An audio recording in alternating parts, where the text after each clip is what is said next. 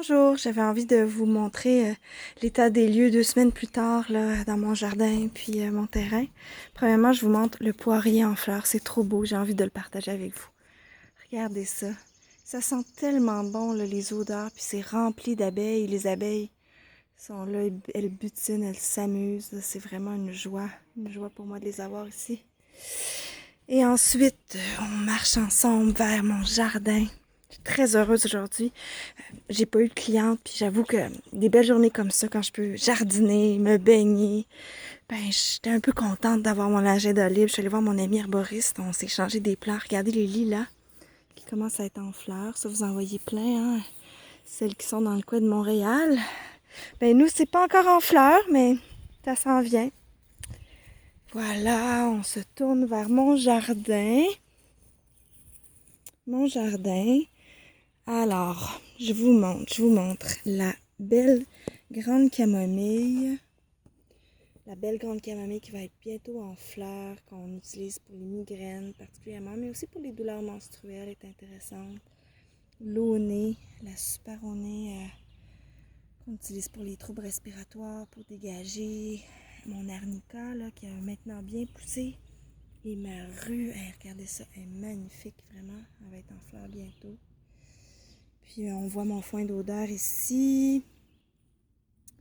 J'ai fait une patch, en bon français, de plantain.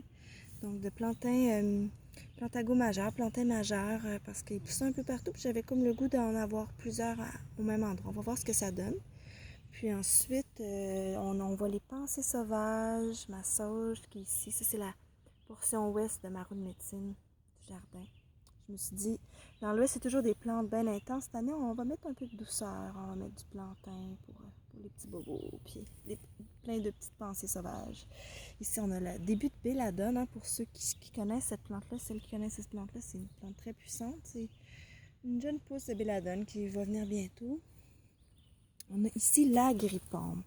L'agripaume, magnifique plante qu'on va utiliser pour l'anxiété. J'utilise beaucoup. Je l'aime vraiment. Une grande alliée. Ainsi que l'absinthe. Hein, l'absinthe, grande plante qu'on va utiliser antiparasitaire entre autres. Mais juste sa présence fait du bien.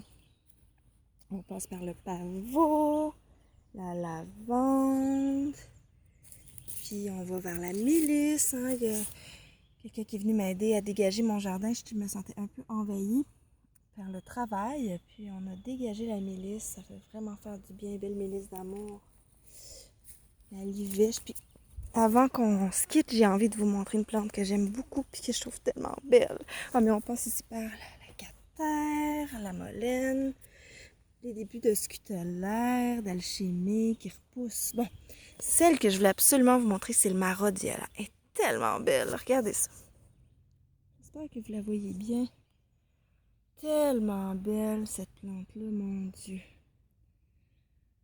Ah, fait que la rhodiola, on va l'utiliser comme plante adaptogène pour la fatigue, l'épuisement, les marathons. Donc, voilà pour aujourd'hui. J'avais envie de vous partager.